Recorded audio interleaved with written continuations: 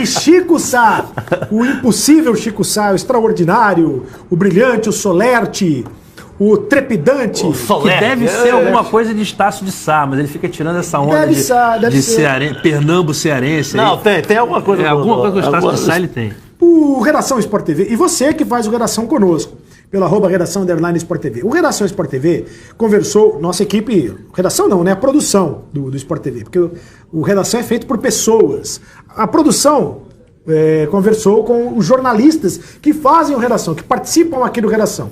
Ou na mesa, ou através do link, com o pessoal de Belo Horizonte, pessoal de todo o Brasil, para eleger a seleção do Campeonato Brasileiro. Do primeiro turno. O primeiro turno acabou, tem ainda Ponte Preta e Fluminense na quarta-feira, que é o jogo adiado, para terminar o primeiro turno. Mas o primeiro turno acabou, podemos dizer assim. Então já dá para escolher a seleção do Campeonato Brasileiro deste primeiro turno. E qual é a seleção? Quais foram os jogadores mais votados? Atenção para a eleição do Redação. Podem cornetar à vontade, hein? Técnico Fábio Carille teve 8 votos. Eu votei no Fábio Carille. Eu esqueci de votar no técnico.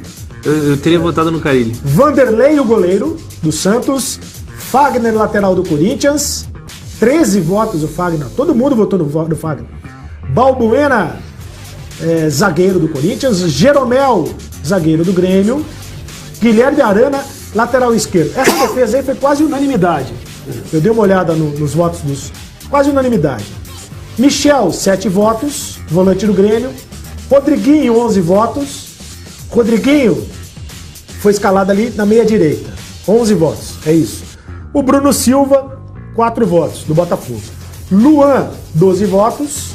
Henrique Dourado, um pouco mais aberto, porque não dá pra jogar os dois centroavantes. Tinha que mudar o esquema, mas tudo bem. Henrique Dourado, 4 votos e Jô, 12 votos. É que nós pegamos os mais votados. E aí...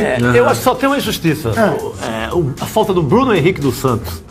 Ninguém jogou mais do que esse cara nesse primeiro turno. Bruno Henrique. Foi votado. O Thiago Jorge, por exemplo, votou nele. O André Rizek, acho que votou no Bruno Henrique. Mas é uma bela seleção, tá boa. Escolha perfeita. Vanderlei no gol já tá bom. Eu votei no Thiago Neves. Num lugar ali mais ou menos onde estaria o nosso amigo... Thiago Neves? O nosso amigo Henrique Dourado. O Carille é fenômeno, né? Não tem como... É um fenômeno. Não tem como contestar isso. E o que se diga é o seguinte. O Carille foi criticado, por mim, inclusive. Eu critiquei o Carille no começo do ano. Agora, critiquei na hora em que entendi que valeria a crítica. Ninguém imaginava que o Carille fosse fazer esse... Nem o Carille imaginava que conseguisse esse sucesso. Principalmente ele. Imagina se ele... Agora tem que reconhecer. É um técnico... Tem sido um técnico muito bom. Muito bom. Não tenho o que tirar do trabalho dele. Como aprendeu bem, né? Como assimilou bem o que ele teve. E como os jogadores também entraram dentro da filosofia, abraçaram isso. É o que a gente estava falando um pouquinho antes do programa começar. O Corinthians é um relógio, os jogadores são totalmente engrenagem. Você não tem nenhum grande craque ali dentro, mas quem entra cumpre o papel. Você teve aquele jogo que o Corinthians ia jogar contra o Atlético Mineiro no Independência, tinha 4, 5 desfalques. Vamos ver se o Corinthians vai resistir. Resiste, ganha. Eu duvidava nas reposições. Quando todo mundo duvidava. Começava a precisar de banco, eu achava que a gurizada não ia entrar do mesmo jeito. Todo mundo concordava que o time, os 11 titulares, eram bastante funcionais, mas que faltaria elenco, que o elenco era curto e tal. Mas não acontece isso. Os melhores turnos do Campeonato Brasileiro, porque esse foi um turno muito impressionante do ponto de vista do aproveitamento do Corinthians. Por enquanto é o recorde. É a melhor campanha da história do Campeonato Brasileiro no primeiro turno. Os melhores turnos do Campeonato Brasileiro. Então o Corinthians fez 47 pontos em 18 jogos, 4 vitórias. Aliás, 18 jogos, 19 jogos, né? 19 jogos, perdão. 14 vitórias. Não perdeu nenhum jogo. Aliás, não perde há 34 jogos. O Palmeiras, em 2016, 44 pontos no primeiro turno, em 19 jogos. No segundo turno. Os melhores turnos. Palmeiras em 2016. O ano passado, então, o Palmeiras fez um segundo turno muito bom. O Cruzeiro, em 2014, fez um primeiro turno muito bom. 43 pontos. O Atlético Mineiro, em 2012, fez um primeiro turno também com 43 pontos.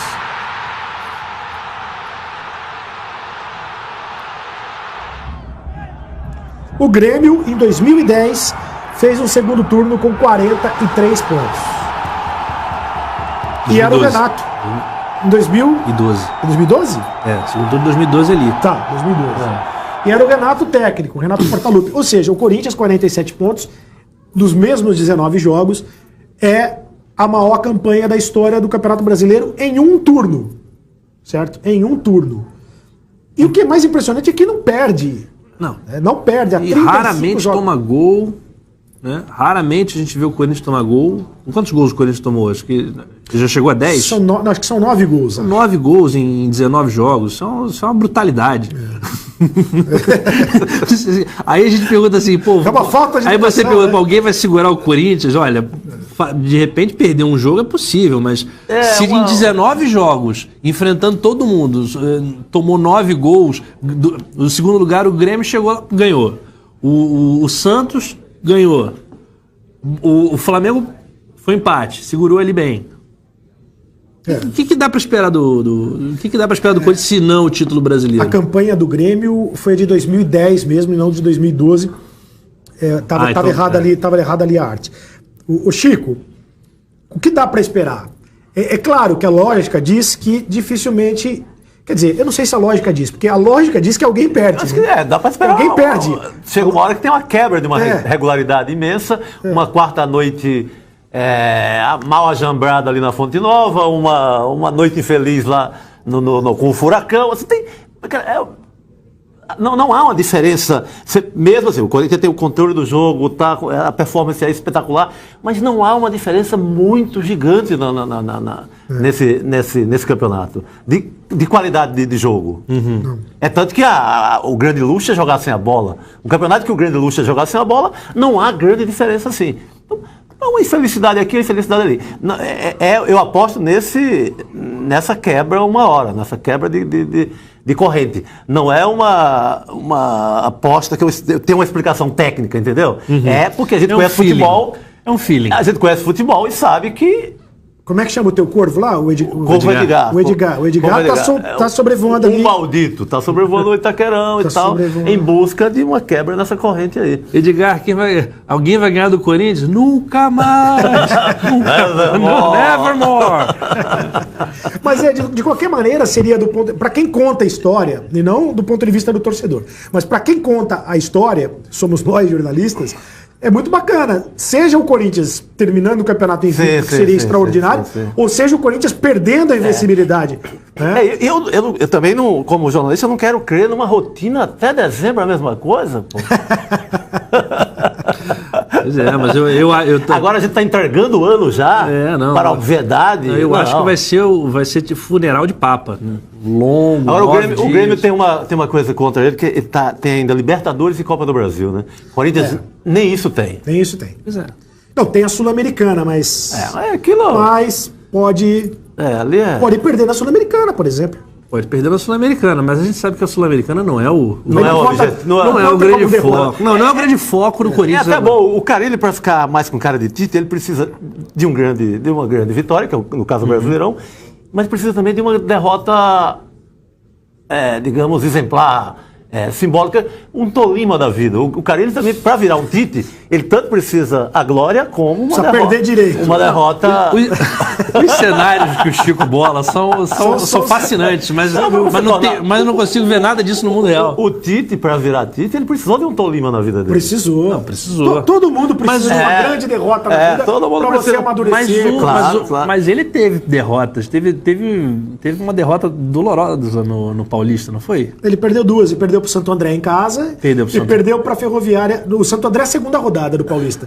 E Ferroviária já estava classificado, jogou com o time reserva. Extremamente cornetado em Araraquara. Em Brusque, na Copa do Brasil. Quando quase foi eliminado. Ali talvez tenha sido o divisor de águas. Porque se é eliminado para o Brusque na Copa do Brasil, poderia ter sido demitido. Sim, cairia. Sim, talvez. Talvez não suportasse a pressão. Pois seria o grande... ele não precisou chegar no Tolima, não. Ele já aprendeu ali o Brusque em casa. Era o Tolima dele. O Brusque era o Tolima. Olha só, o corintiano anda meio... Com quem vai comparar o Corinthians? Com o Real Madrid? Com Ontem o durante Barcelona? o jogo, tava todo mundo lá nas redes sociais. Aí começou a altanerice, né? Se fosse o Corinthians, Então, fomos procurar times europeus que conseguiram um aproveitamento igual ou superior ao do Corinthians. Levantamento do GE.com. Na verdade, o GE.com é que foi procurar. Aquele Milan invicto, será? Com 4 campeonatos nos últimos 10 anos. Então é o seguinte: Campeonato inglês. Aconteceu esse aproveitamento em 3 oportunidades. Nós temos essa ilustração? Temos essa ilustração. Aproveitamento do Corinthians na Europa. 3. Campeonato inglês. Últimas 10 edições com 19 rodadas. O Campeonato inglês. 3 aproveitamentos foram iguais ou superiores ao Corinthians. O Chelsea, 52 pontos na temporada 2005-2006. O Manchester United, 2006-2007, com 47 pontos. E, de novo, o Chelsea na temporada 16-17, com 49 pontos. Esse é o campeonato inglês. Então, só 3 times tiveram esse aproveitamento absurdo. Campeonato italiano, nas últimas 10 edições, com 19 rodadas, é o mesmo critério. 4 aproveitamentos iguais ou superiores ao Corinthians. A Juve, na temporada 16-17, também Juve, 13 e 14, 52 pontos. Na primeira temporada citada, 48 pontos. E a Inter de Milão, 2007-2008, 49 pontos. 2006-2007, 51 pontos. Então esse é o campeonato italiano. Quem mais? Campeonato francês. Do Paris Saint-Germain. 2015-2016, 51 pontos. 2006-2007, 50 pontos. Só 2 equipes tiveram aproveitamento superior ou igual ao do Corinthians. Campeonato espanhol. 10 aproveitamentos iguais ou superiores. Então no Campeonato Espanhol... E 2 no mesmo ano, hein? No Campeonato Espanhol é mais comum acontecer. O Real Madrid, o Barcelona e o Atlético de Madrid e de novo o Real Madrid. Tiveram esses aproveitamentos. Porque sempre fica nessa trinca aí, né? Não sai disso. Sempre fica nisso. Aí de novo Barcelona, Real Madrid e Barcelona. Dá pra explicar? Barcelona acaba mais? Barcelona e Real Madrid. Acabou agora. Justiça seja feita ao Corinthians. É muito mais difícil aqui. Pois é, porque hoje em dia, se o Corinthians disputasse o Campeonato Espanhol, é claro que talvez não seria campeão, porque tem o Barcelona, tem o Real Madrid, tem o Atlético de Madrid, mas talvez seria o terceiro lugar garantido ali, né? Porque são poucas equipes que disputam o título do Campeonato Espanhol. Disputaria com o Atlético de Madrid ou ali o terceiro lugar. Eu acho o seguinte, a gente tem que lembrar que o Campeonato Brasileiro de Pontos Corridos, ele acontece desde 2006. É uma realidade relativamente recente e que os clubes demoraram a sistematizar. Acho que cada vez mais se criou uma percepção de como é que se joga isso. Você tem que criar um elenco, você tem que ter um elenco que dure todas as 38 rodadas, você tem que ter... Você não pode acordar no meio do campeonato.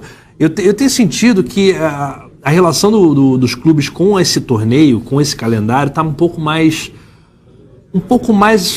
solidificada. Então é possível que a gente comece a ver esse tipo de desempenho com uma certa frequência.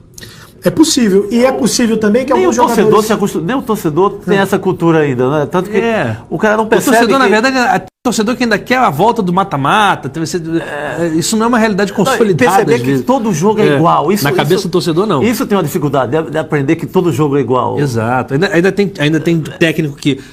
dentro de casa eu jogo para frente, mas fora de casa eu armo uma retranca. A gente ainda está sendo certos museus do futebol brasileiro